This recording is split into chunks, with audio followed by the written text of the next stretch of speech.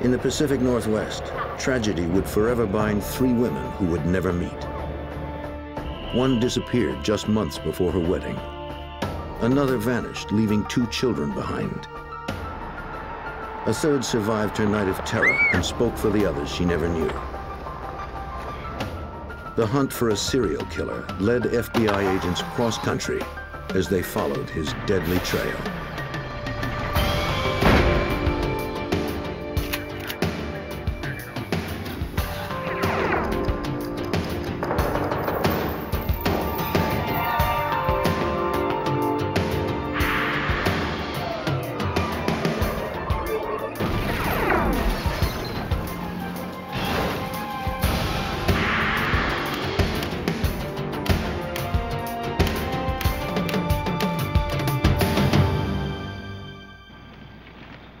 The disappearance of young women triggered a search that spanned the Pacific Northwest. Even a massive media campaign failed to locate the drifter who first charmed, then killed them.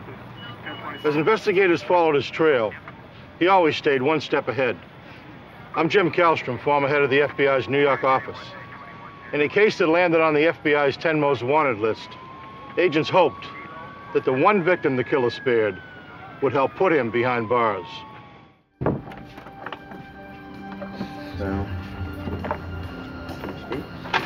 March 28th, 1987. LaRon Crouston left a party in the suburbs of Tacoma, Washington at 4 in the morning. He was looking forward to a day of fishing. Come with me. LaRon's fiancée, 22-year-old Robin Smith, decided to stay. She was having a good time. Robin assured LaRon she'd be fine. I love you. I love you too. She would just get a ride home from someone she'd met at the party. After fishing all day Saturday, LaRon fell asleep, exhausted. He didn't wake up until early Sunday afternoon. Robin! He hadn't seen his fiancée, Robin, since the party 2 days earlier. Robin! Concerned, the young man called Robin's mother.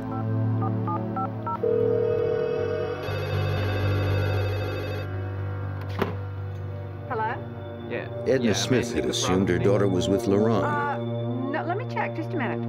Robin? She checked to see if Robin was in her old bedroom. Robin? No, I haven't seen her. Perhaps she'd come in late without being heard.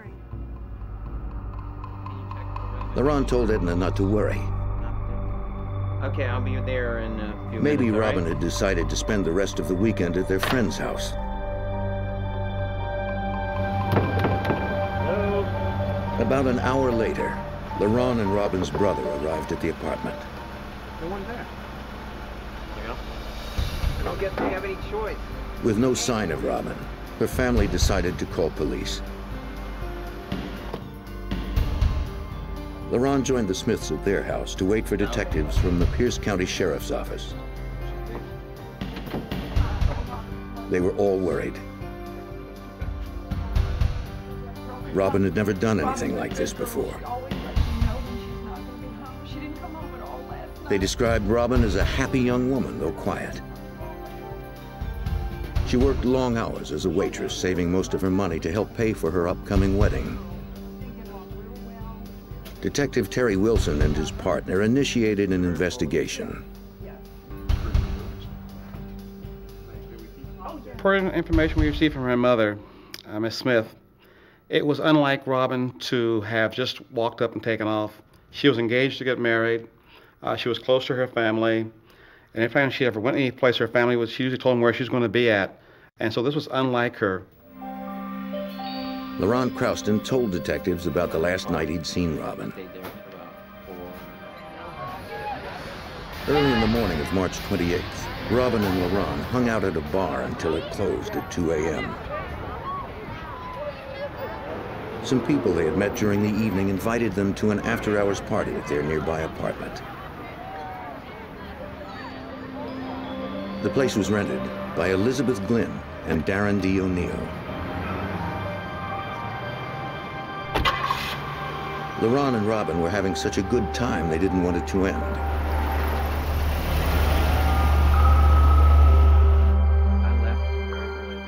The last place LaRon had seen Robin was at the party.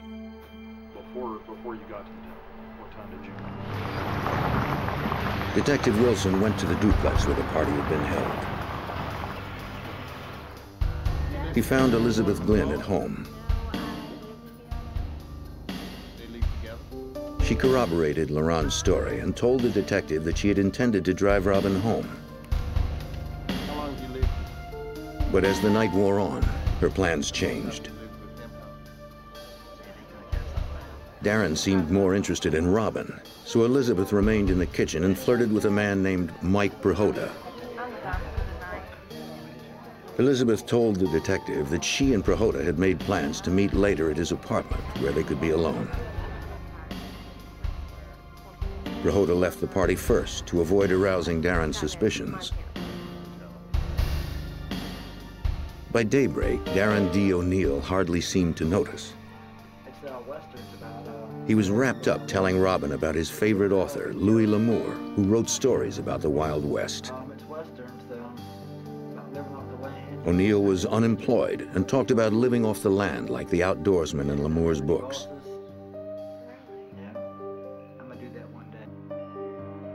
Elizabeth had heard it all before. At about 8 a.m., she left the apartment to meet Prohoda. She told O'Neall and Robin she was going out to buy more beer.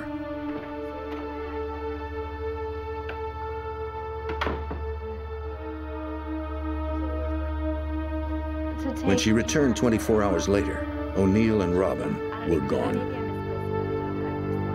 Elizabeth pointed out that she found several items missing from the apartment. In searching the apartment, we found that there was a television that had been pulled out and the television electrical cord had been removed. There was a couple of lamps from his girlfriend had told us that had extension cords on it. These were missing. A lot of his clothes were gone, and she specifically mentioned that there was a blanket that also was missing from the house. Is this yours? In a file box, Wilson also found Social Security cards with several different aliases. They included the unusual name of Zebulon McCranahan. When Detective Wilson told his partner what he'd learned, Detective Walt Stout immediately suspected foul play. Robin was left alone with Darren O'Neall, and something happened at that residence after that. It would be speculation that maybe Darren tried to come on to her physically or sexually. She may have rejected that, or there was something that happened there, and I believe she was probably assaulted in that house. Detective's next question, Dennis Morrison, O'Neall's friend and former employer. Morrison said O'Neall had worked for him as a carpenter. When's the last time you saw him? It was last night. He asked if we're alone. He said he had seen O'Neall just a few days earlier. It was Saturday afternoon, the day after the all-night party. Running kind of low on cash, man. You ain't got about 30 bucks I can get from you, dude. O'Neall stopped by to ask for traveling money. I had no cash on me at all. He said he was heading east over the Cascade Mountains. Morrison had no cash to give him. O'Neall was about to leave when Morrison realized he could write him a check. He went to O'Neall's car to make the offer. His friend seemed nervous and anxious to leave. Then a movement in the back of the car caught Morrison's eye. It looked like something was pushing against the back seat from inside the trunk. O'Neall told him it was his dog. He put it there to punish it. Before Morrison could say another word, O'Neall pulled away. That's all he said. Haven't heard from him since. Morrison described the car as a tan Chrysler with Montana tags. It was the day after the party. Authorities knew they were 3 days behind O'Neall. By now, he could be anywhere.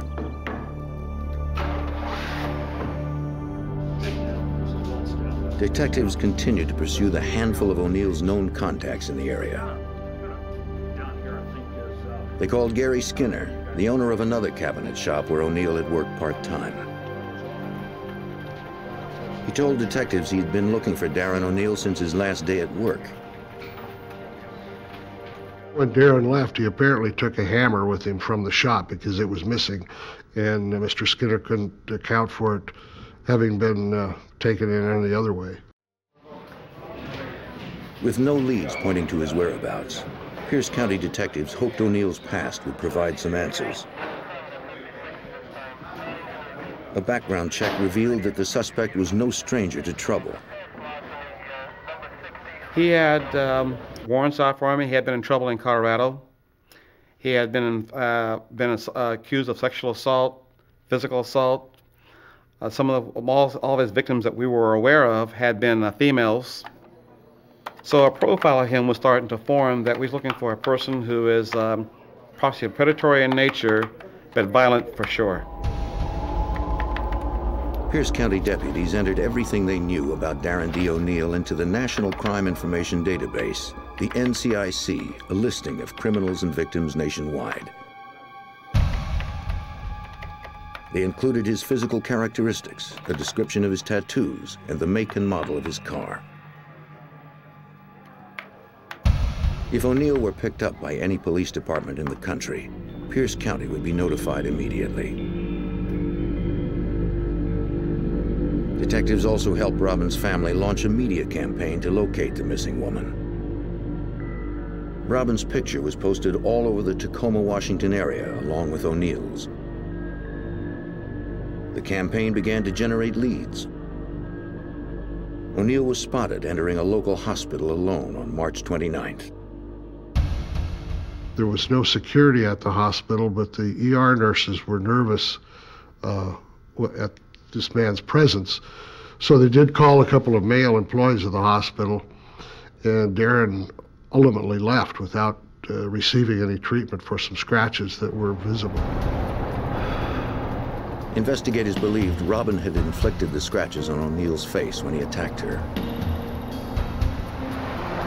The hospital staff told police that the scruffy man bore a teardrop tattoo at the corner of one eye.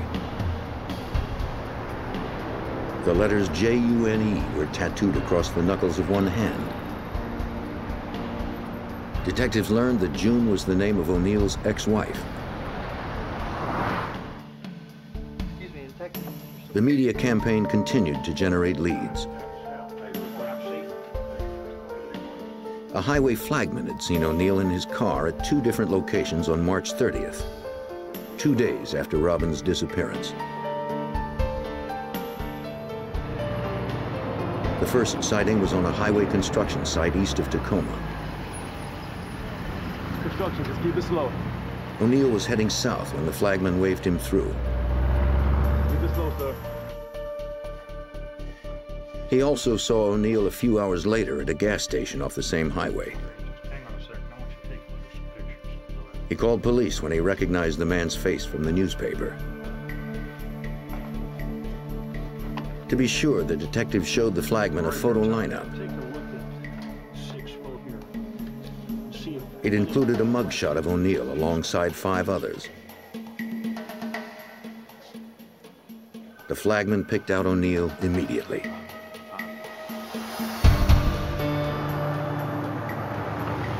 As investigators continued the hunt, a Washington state trooper spotted a tan Chrysler with Montana tags on the afternoon of March 30th. The same day the flagman had seen O'Neall. It had been abandoned on the side of Interstate 5, about 50 miles north of Pierce County, 2 days after Robin's disappearance.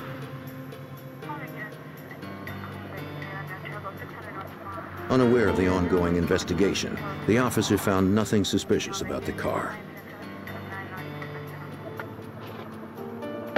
He followed proper procedure by calling in the license plate and vehicle description. A communications officer entered the tag number into a database. The information should have triggered the NCIC listing on O'Neall and his vehicle. It did not. she had mistakenly typed the abbreviation MO for the state of Missouri instead of MT for Montana. The trooper on Highway 5 was still unaware that this was the very car Darren Dee O'Neall had been driving following Robin Smith's disappearance. Investigators' best clue was about to be towed to the impound lot.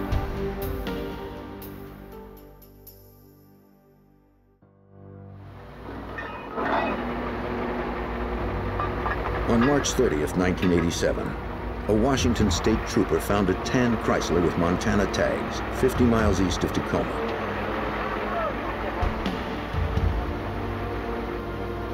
Misinformed by his communications officer, the trooper was unaware that Darren Dee O'Neall, the man wanted in connection with the disappearance of Robin Smith, had abandoned the car.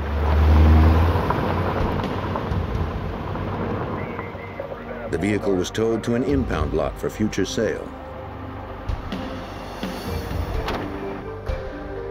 A few days later, the local paper ran an article about Robin Smith's abduction. The story described O'Neall's car. It sounded similar to a Chrysler the tow truck operator had recently impounded. He checked the make, model, and license plate. They matched. He quickly notified police. Detectives ran a check of the Chrysler's vehicle ID number. A man calling himself Zebulon McCranahan was reported to have stolen it from an Idaho residence in 1986. Wilson immediately remembered the peculiar name from an ID card he'd found at O'Neall's home. It was one of the suspect's aliases. At the Pierce County West Precinct garage, detectives and evidence technicians processed the Chrysler. They hoped to find some trace evidence linking O'Neall or Robin to the car. While technicians searched the interior, the detectives moved to the trunk. They found a large quantity of dried blood. Detectives also found a blood-stained lavender jacket. Mrs. Smith later identified the garment as Robin's. They also recovered teeth, bone chips, and a clump of hair. O'Neall's fingerprints on empty beer cans pointed to his involvement. If Detective Wilson had held out some slim hope that Robin was still alive, it was now gone. We felt now that we probably had a homicide on our hands by the way the type of blood that was found in the trunk and the amount of blood that was found. And so we started focusing on Darren as a homicide suspect. And at this point in time, the whole tone of the investigation started changing. But to charge O'Neall with murder, examiners at the Washington State Forensics Lab first needed to confirm that the hair and bone fragments belonged to Robin Smith. Pierce County sheriffs requested Robin's dental records and blood type sent to the lab. But there was a problem. Robin had not been to the dentist since childhood. She also had never documented her blood type. Since a definitive match with known samples could not be made, murder charges could not be filed. As the hunt for suspected killer Darren Dee O'Neall ground to an abrupt halt, 120 miles to the north, Detective Carlotta Jarrett of the Bellingham, Washington Police Department was working on a similar case. Wendy Ohi, a 28-year-old single mother, was reported missing when she failed to pick up her daughter. Wendy had a date the evening of April 24th, 1987. She left her daughter with the child's grandmother. When Wendy failed to return her call, the grandmother drove over to her house to find the little girl's favorite pillow. On Wendy's bed, she found bloodstains and called the police. Detective Jarrett obtained a warrant to search the house. Wendy's car, a red Ford Torino, was missing. The front door to Wendy's house had been left unlocked. Her wallet and keys were missing. In the bedroom, Detective Jarrett found evidence of a brutal attack. There was bodily fluids in the bed, and there was a great amount of pooled blood underneath that pillow, which had seeped to the mattress below. There was low to medium impact velocity blood spatters on a wall, and there were also blood smears on the wall. Bellingham police retrieved the entire bed as evidence. On the headboard, they found more of Wendy's blood, along with 2 blonde hairs that did not belong to the missing woman. Police also recovered an acrylic fingernail. Wendy's friends told police that she had worn acrylic nails on her date with a man named Michael Johnson. Wendy had met Johnson earlier that afternoon on her lunch break. He was the new bartender at La Paloma restaurant. Detective Jarrett checked the restaurant for leads. I contacted the owner to see if she'd filled out an employment application for Mr. Johnson, and the only thing she had was a placemat that he had written some information on. She gave that placemat to me, and we did process it for fingerprints. While the detective waited for results, she visited a local mission which the bartender had listed on the placemat as his residence. Detective Jarrett spoke to the desk clerk at the mission, who remembered the day Johnson checked out. He had seen Mr. Johnson at the mission at 7:30 in the morning on the day after that Wendy he had a date with him. And at that time, he was wearing black slacks, a vest, a white shirt and a tie, and told him he was going to work. He also said he had met a lady and he was going to move in with her. This person also said that Mr. Johnson was driving a red Torino and drove away in it. Previous to this point, he'd had no vehicle. On May 4th, 1987, Jarrett received a phone call from police in Eugene, Oregon. They had found Wendy's car, a red Ford Torino, abandoned in the parking lot of a tavern. Inside, police recovered fingerprints that matched the fingerprints found on the placemat. A check through the automated fingerprint identification system revealed that the prints belonged to Darren Dee O'Neall, the man wanted for the suspected murder of Robin Smith. Detective Jarrett contacted authorities in Pierce County, 120 miles south of Bellingham. They quickly realized there were striking similarities in both cases. Since we were convinced that Darren O'Neall was responsible for Robin Smith's death, and we also felt that he was responsible for Wendy Ahi's disappearance and possible death, we felt that the rest of the people in the country were also at great risk from Darren O'Neall. Pierce County deputies called in the FBI to assist in the hunt. Former Special Agent Del Oros of the FBI's Tacoma Resident Agency was assigned the case. At that point, we knew we were dealing with an individual who was extremely mobile and extremely dangerous. He had the history of a violent sexual predator, and now he had the current tag or label of a murderer. Since Wendy and Robin's bodies were still missing, formal murder charges were not filed. Sexual assault charges against O'Neall were still pending in Colorado. The FBI opened a federal case against the fugitive for unlawful flight to avoid prosecution. Still, O'Neall managed to stay one step ahead. No one knew where the suspected serial killer fled after he left Oregon. And authorities still had no murder case unless they found the bodies of the missing women.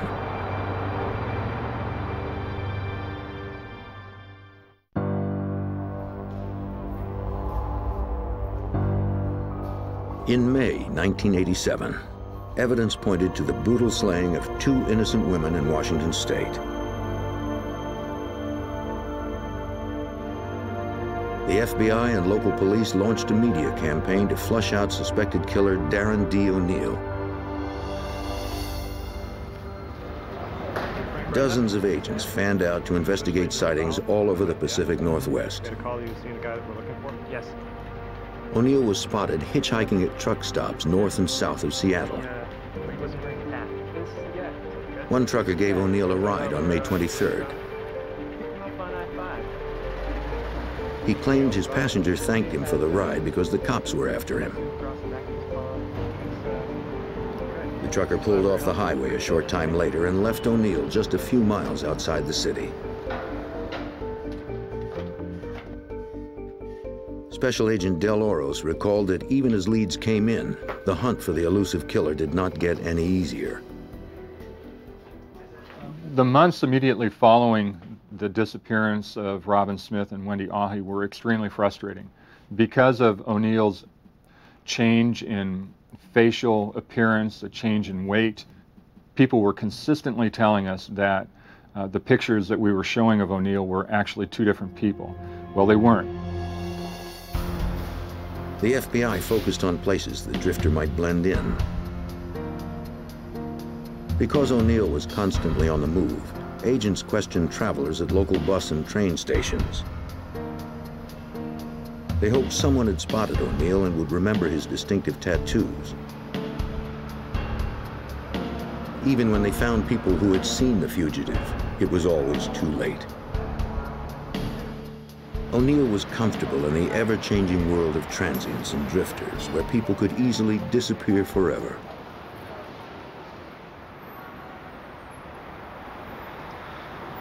It wasn't as though we were going to find Darren O'Neall at the local Ramada Inn. It forced us to take a hard look at the reality of having to search for him in places where he would blend in very, very easily. By way of example, we looked in bus stops, homeless shelters, day labor camps. He was certainly not anyone who was going to be holding a 9-to-5 job, which really did increase the difficulty in trying to find him as the pursuit went on through the subsequent months. While agents and detectives continued to pursue hundreds of mostly false sightings, detectives were called to the rural area surrounding Crystal Mountain, just east of Washington State's Mount Rainier. Hikers had reported finding what appeared to be human remains. The location was close to where a flagman had seen O'Neall's car about a month earlier, not long after Robin Smith's disappearance. Just inside the woodline, officers spotted a jawbone and a skull. Each item was carefully flagged before it was retrieved. As Stout and Wilson surveyed the crime scene, they wondered whether the remains were Robin's. Investigators also found other bones scattered in the vicinity. Folded clothing was found hidden in the base of a nearby tree. It matched the description of the outfit Robin had worn to the party. They also recovered a wallet. Inside, they found Robin Smith's driver's license. Investigators fanned out to cover a wide area. Their persistence paid off. They found a claw hammer with markings similar to the one reported missing by one of O'Neall's former employers. Detectives also suspected it was the murder weapon. The Pierce County medical examiner agreed. A careful examination of the remains revealed that Robin had probably died as the result of blunt force trauma to the head. Darren Dee O'Neall was charged with first-degree murder. Once the remains of Robin Smith were found, we certainly had the confirmation that a murder had occurred. And by virtue of that murder, the Washington federal authorities then issued their own separate and second investigation. They issued another unlawful flight to avoid prosecution warrant for him. The FBI was more determined than ever to get their hands on the man responsible for this heinous crime.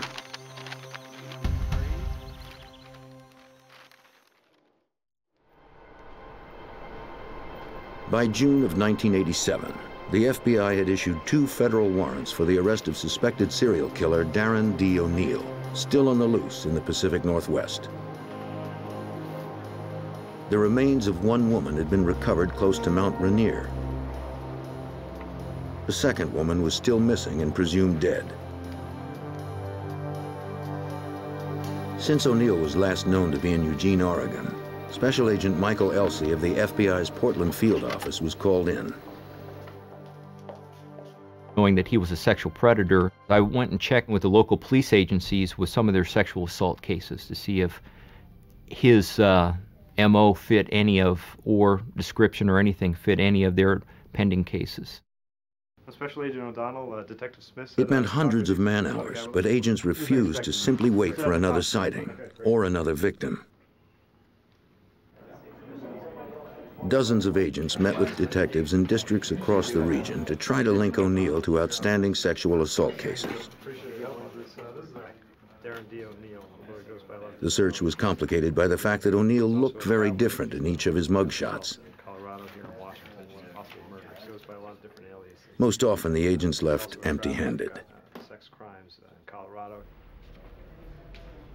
Frustrated and out of leads, agents continued to wade through hundreds of old case files.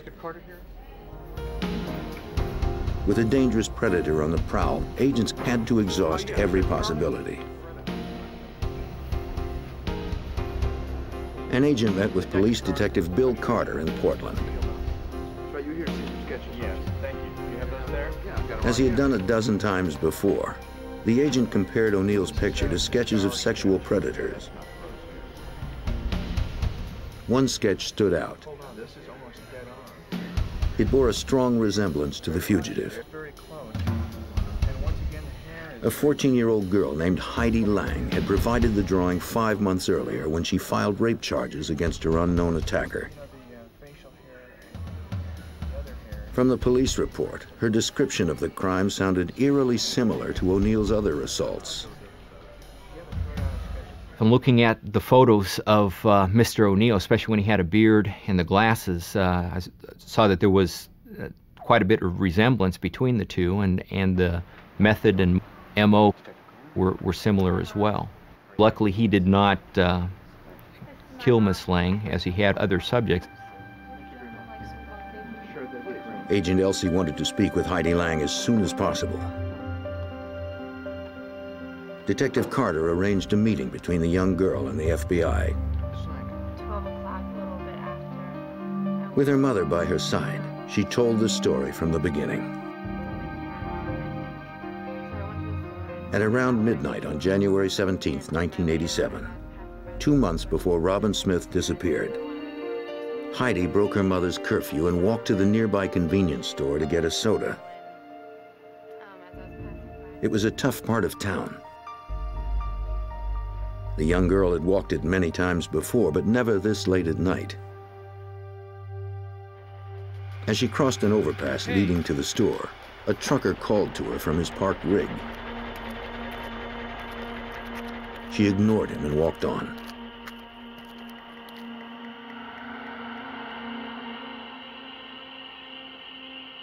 It only took her a few minutes to get the soda. Then she started back home.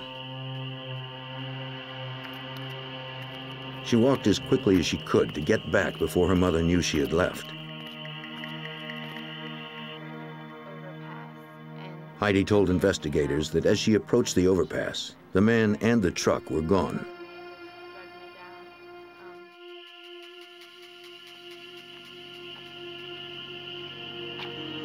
But on the other side of the overpass, the trucker jumped out of the bushes and grabbed her.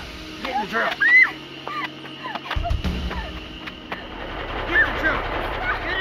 Get in! He forced her down an embankment at knife point and shoved her into his semi parked at the side of the highway. Years later, Heidi recalls that she believed her young life was over. The first thing I noticed is how dangerous he was. I felt that he had every intention of killing me. There was no question in my mind. Get back! He threw her into the sleeper compartment of his truck. She was terrified, with no idea where he might take her or what he might do. He threatened to make me a whore, sell me to pimps. He was gonna cut me open if I tried finding what was going to keep from angering this man.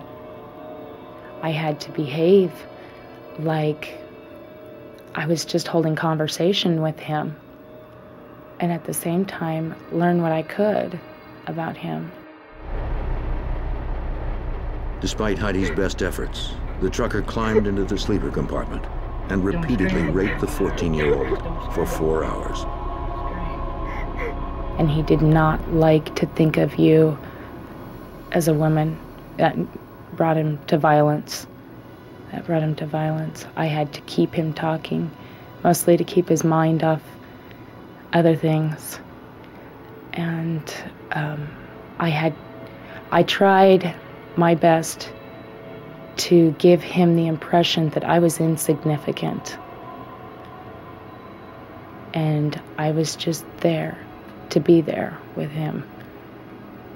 And it wouldn't mean anything if he let me go.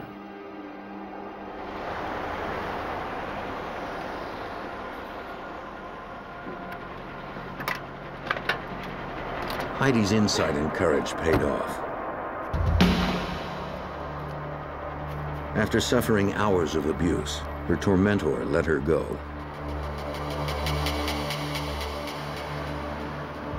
She ran until she reached a truck stop. She asked an employee for a ride home.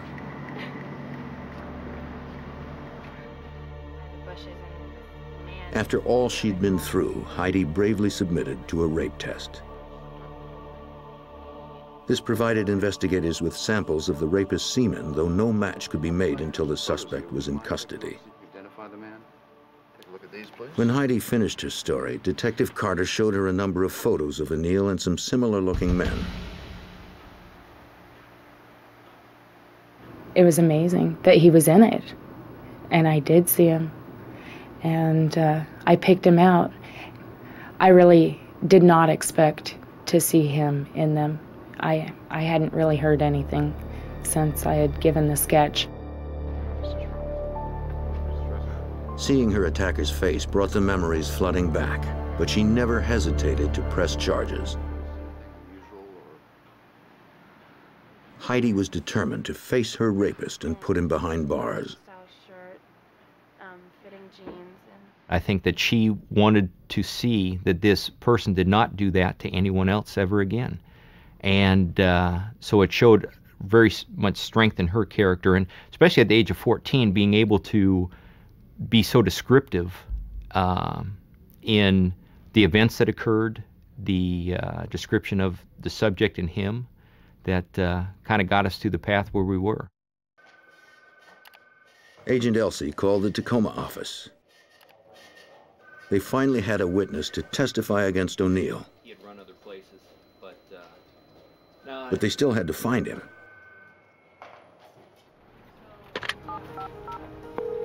Agent Del Oros called FBI headquarters in Washington, D.C. to request additional assistance. On June 18, 1987, Darren Dee O'Neall's name was placed on the FBI's 10 most wanted list. The case was now a priority for every FBI office in the country. Agents had to find O'Neall before he could strike again.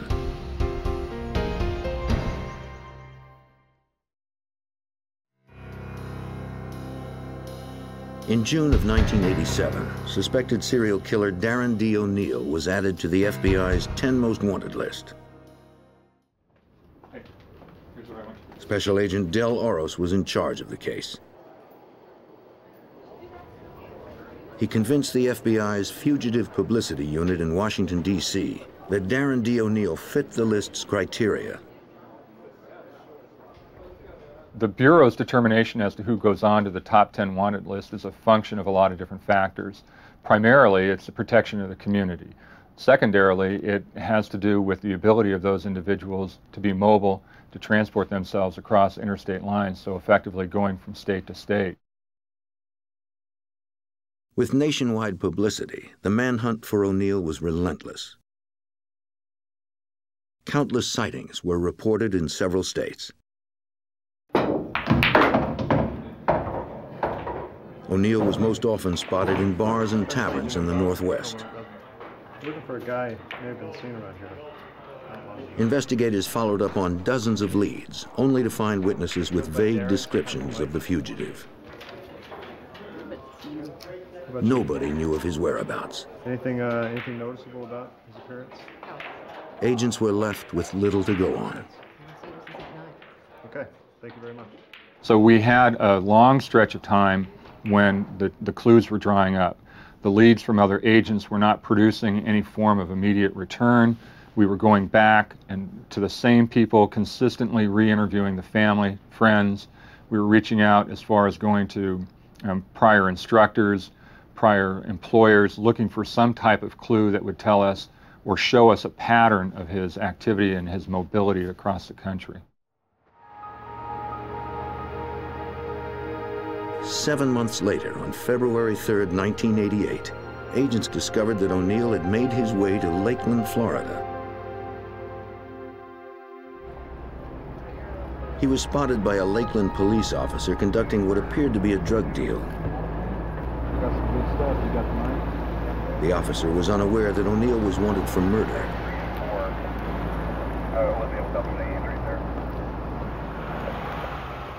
O'Neall noticed the cop but did nothing.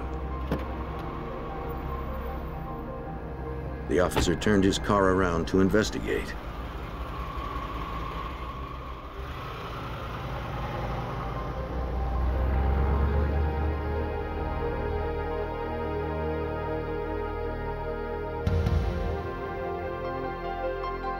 When the cruiser pulled past the stopped car, O'Neall pulled up and asked for directions, pretending he was lost.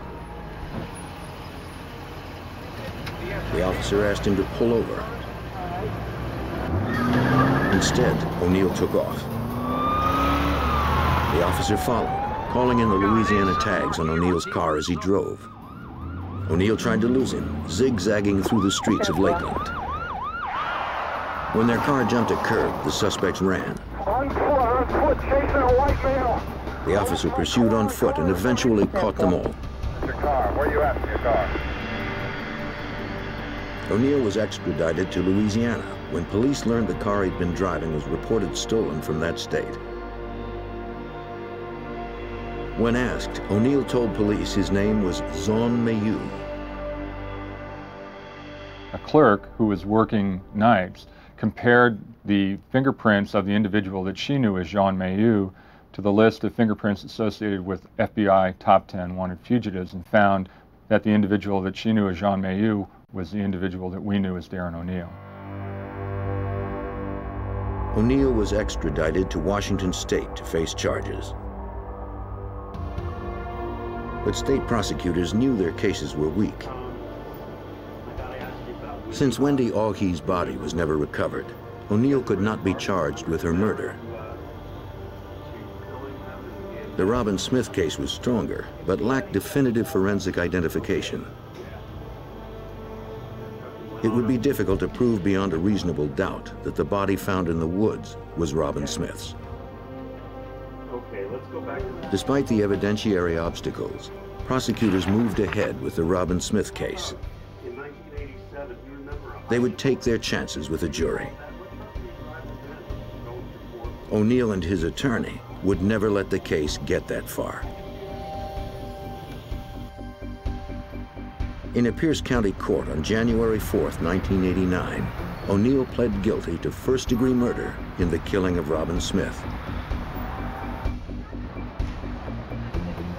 Detective Wilson knew there was an ulterior motive behind the plea. The court system in the state of Washington at that time was, if a person was convicted of first-degree murder, but there was a loophole in there. If you pled guilty to the charge, the maximum time you got was 333 months. The family of Robin Smith was devastated. Even without parole, O'Neall would be free well before the end of his natural life.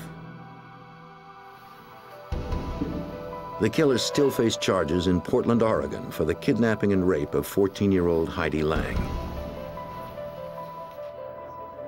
If convicted, O'Neall would be put away for life. But prosecutors had a problem. Deputy District Attorney Charles Sparks recalls that the rape kit Heidi had provided at the time of her assault would not be admissible for a comparison with O'Neall. There was a sexual assault kit that included vaginal swabs that were taken, and that had molded because of the way these things were stored back then, and it was not usable. And DNA evidence would have been very helpful, but we just didn't have it. On May 16, 1990, as O'Neall's trial began, prosecutors knew their only chance was to put Heidi on the witness stand to face her attacker.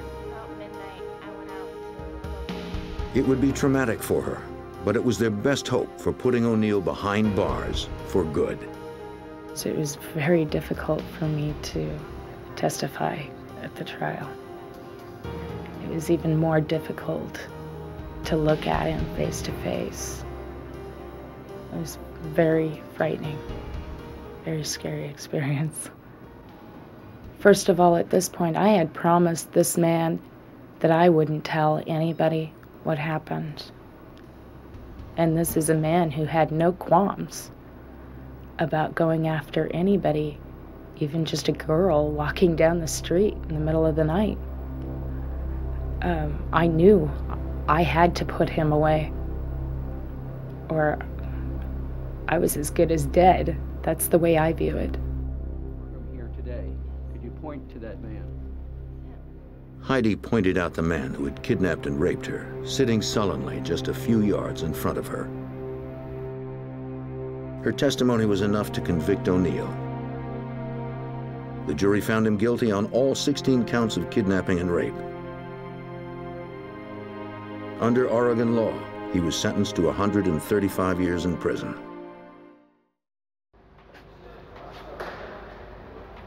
Darren Dee O'Neall is serving his first sentence of 27 years at a Washington state penitentiary. He will then be transferred to Oregon to spend the rest of his life behind bars. Once he was convicted,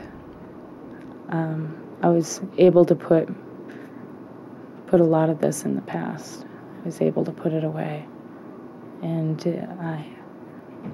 that was most important to me. That's the most, I don't think I would have ever gotten over this if we hadn't put him away. For Agent Oros, though he has since left the FBI to serve as Deputy District Attorney in Sacramento, California, the case remains fresh in his mind. Well, to this very day, I still have the wanted flyer for Darren O'Neall hanging in my office here at the District Attorney's office. He, even on the wall, is a constant reminder of the dangers that face each and every one of us as we go out on the street. I'm particularly aware of the fact that he represents a significant danger to the women in society. He's an individual that was a cold, calculated murder, and he reaffirms for me that I'm in a profession that matters, and that every day when I go into court, I'm there to make a difference.